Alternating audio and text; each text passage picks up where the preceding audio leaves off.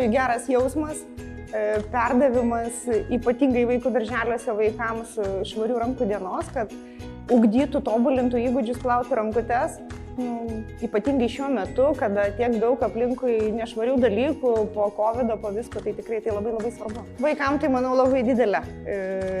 Taip pat manau, kad ir patiems suaugusiam irgi turi labai didelį įtaką, kad mes neužsimirštam, nes tam tikrų momentų mes tikrai pamirštam atėję tiek į parduotuvę, įlipę į viešąjį transportą, irgi išsiplauti rankutes ir susitvarkyti, o vaikams tai, manau, tikrai didelis į ateitį, į gyvenimą, tai tikrai tai reiktų daryti drąsiai, su nuotaika, su didelė meilė, nes jausmas yra tikrai labai didelis ir geras, pasikrauni labai daug geros energijos, dalindamam žmonėm gėrį.